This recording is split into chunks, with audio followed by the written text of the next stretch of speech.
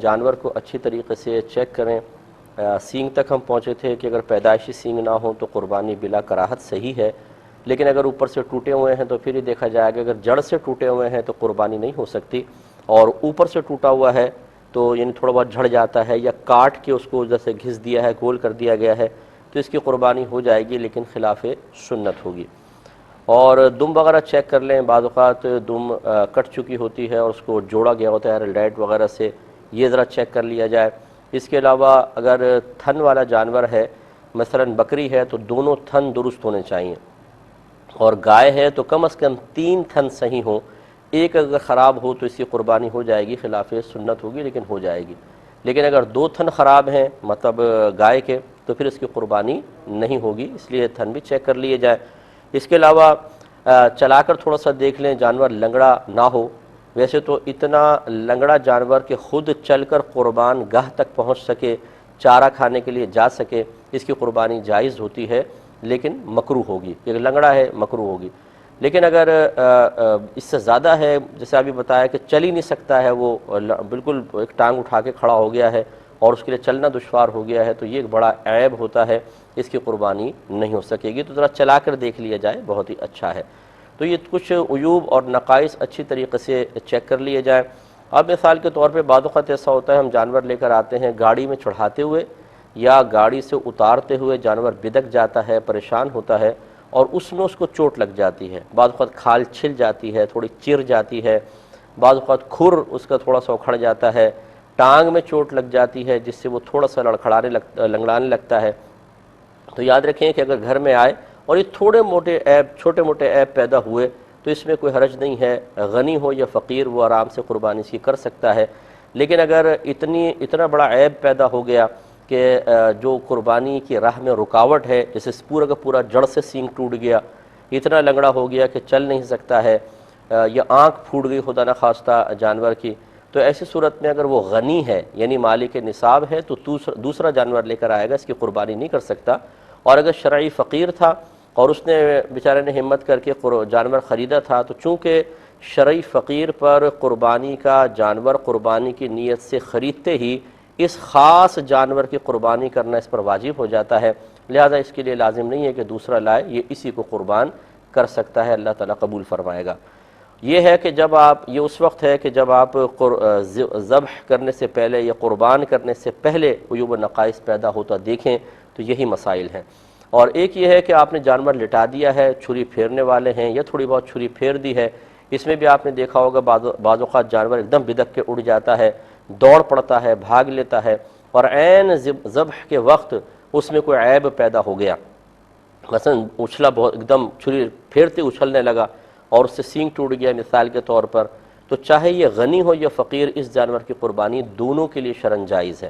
کہ بوقت ذبح جو عیب پیدا ہوتا ہے وہ معاف ہوتا ہے کہ اب بالکل آخری وقت ہے، تو اس کے لیے اس کی قربانی دونوں کے لیے شرعاً جائز ہے۔ ہاں اگر کوئی بہت مالدار آدمی ہے، صاحب استطاعت ہے اور صاحب ہمت بھی ہے، دل بڑا ہے، تو اگر وہ اس جانور کو کہے کہ نہیں، چاہے یہ قربانی کے وقت میں اس کو نہیں قربان کرتا، دوسرا لاؤں، تو یہ نور علی نور ہے، اللہ تعالیٰ اس کو مزید برکات سے انشاءاللہ نوازے گا۔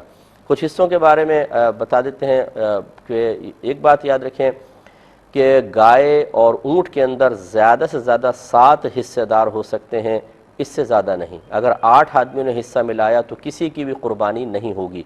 وجہ اس کی یہ ہے کہ بکرا بکری دمبا دمبی فقط ایک شخص کی طرف سے ہو سکتا ہے، اگر اس میں 2 شریک ہوں گے تو قربانی نہیں ہوگی،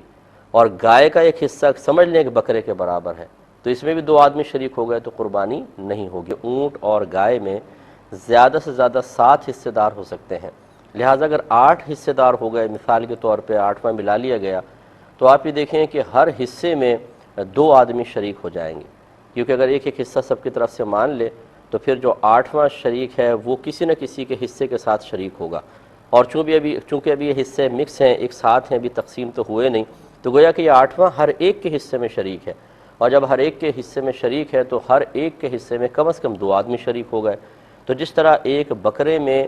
2 آدمی شریک ہو جائیں، 2 کی طرف سے اس کو منسوب کر کے ذبح کیا جائے، قربانی کی جائے تو نہیں ہوتی، اسی طرح ان سب کی قربانی ضائع ہو جائے گی۔ لیکن یہاں وضاحت یہی ہے کہ پیسے ملانا ایک الگ فعل ہے اور قربانی کو منسوب کرنا ایک الگ چیز ہے۔ یہ ہو سکتا ہے کہ 10 آدمی مل کر ایک گائے کے پیسے، 10 آدمی نے مل کر پیسے ملائے اور گائے لے کر آئے، لیکن جب اس کے حصے مختص کرنے لگے، خاص کرنے لگے، تو 7 کو ہی کیے کہ فلاں فلاں فلاں 3 نے کہا ہماری طرف سے نہیں، پیسے ہم نے بھی ملا دیے۔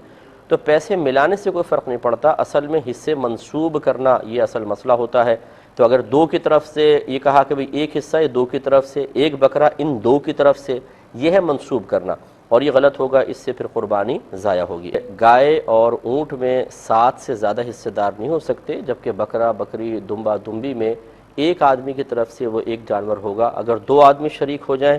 پیسے ملانے کے اعتبار سے نہیں بلکہ قربانی کرنے کے اعتبار سے، کہ مثال کے طور پہ میاں بیوی ایک بکرا لائے اور کہا ہم دونوں کی طرف سے یہ ایک بکرا، تو کسی کی طرف سے بھی یہ قربانی نہیں ہوگی۔ اب اگر ان دونوں پہ واجب تھی تو اب بھی واجب باقی ہے، یا ایک پر واجب تھی، اس نے چونکہ دوسرے کو شامل کر لیا، اس کی نفلی قربانی تھی، اس کی واجب تھی، دونوں ایک جانور میں شریک ہو گئے، تو یہ نفلی ہی بنے گی، اس شخص کا واجب ادا نہیں ہوگا اور یہ گناہگار ہوگا۔ غلط رسم رواج پا گئی ہے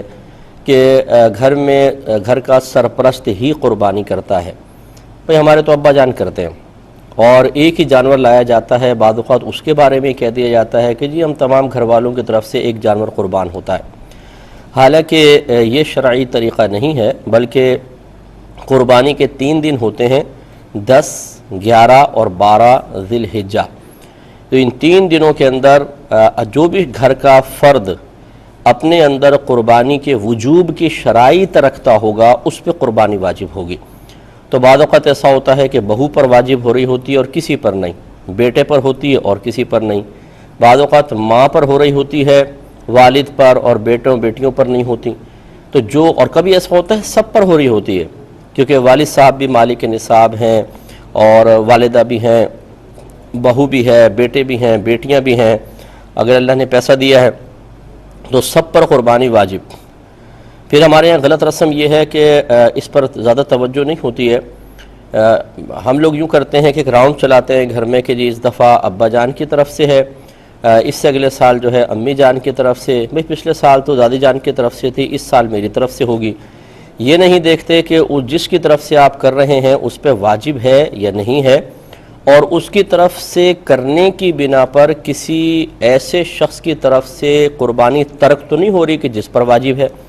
جیسے مثال کے طور پہ والد صاحب مالک نصاب ہیں، ان پہ قربانی واجب ہے، لیکن امی نے کہا کہ بھی پچھلے سال تم نے اپنی طرف سے کی تھی، اب کی دفعہ میری طرف سے ہوگی، اور والدہ مالک نصاب نہیں ہے،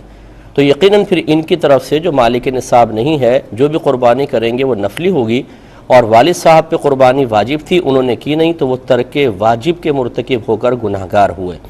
اس لیے علم دین سیکھنا چاہیے،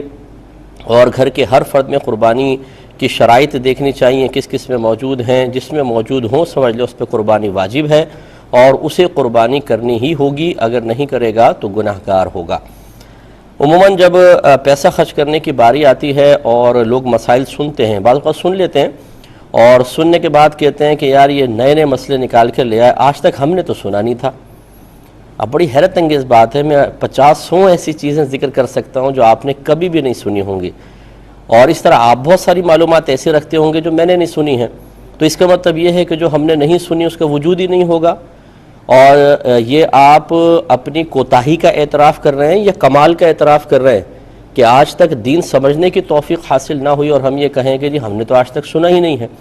تو یہ بھی کوئی مطلب طریقہ کار نہیں ہوتا کہ جب صحیح مسئلہ آپ تک پہنچے تو اللہ تبارک و تعالیٰ کا شکر ادا کر کے اپنے عمل کی اصلاح کرنے کے بجائے ہم الٹا تنقید کا سہارا لیں اور انہیں کسی مولوی کا مسئلہ کہہ کر قرآن و حدیث کے سری احکام سے روگردانی کریں۔ دیکھیے اللہ تعالیٰ نے واضح طور پہ ارشاد فرمایا کہ اِنَّا أَعْطَيْنَاكَ الْكَوْثَرَ فَصَلِّ لِرَبِّكَ وَانْحَرْ، بے شک اے حبیب ہم نے آپ کو خیر کثیر سے نوازا ہے،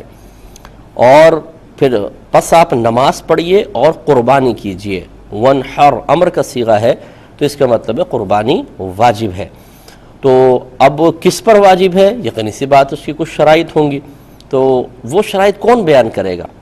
اگر آپ کہتے ہیں کہ ہم شرائط کا تعین کریں گے تو چلیں پھر آپ کسی ایسا اصول کو وضع کریں کہ آپ کے کہنے کے مطابق قربانی کا وجوب دیکھ لیا جائے، اس کا ثبوت دیکھ لیا جائے۔ ورنہ پھر یہ معاملہ چھوڑ دیجئے اللہ تعالیٰ پر، اس کے رسول پر، اور پھر رسول کے نائبین پر کہ جو قربانی کے وجوب کے شرائط لوگوں کو بتاتے رہے ہیں تاکہ لوگ اس فریضے کو، اس واجب کو صحیح طریقے سے ادا کرنے میں کامیاب ہو جائیں۔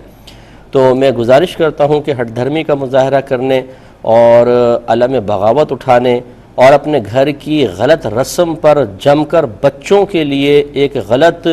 روش قائم کرنے سے بہتر یہ ہے کہ احکام شرع کو غور سے سنا جائے، اپنی کوتاہیوں کا اعتراف کیا جائے اور اب اپنے گھر میں ایک نیا ماحول بنائیں۔ اگر کسی نے ایسا کیا ہے کہ غلط ماحول چلتا آ رہا ہے، غلط رسم قائم ہے، اس کو ختم کریں اور اب آئندہ کے لیے علم دین کے روشنی میں صحیح طریقے سے اپنے گھر میں شریعت کو نافذ کرنے کی کوشش کریں، خصوصاً ابھی جیسے قربانی ہے اس سلسلے میں۔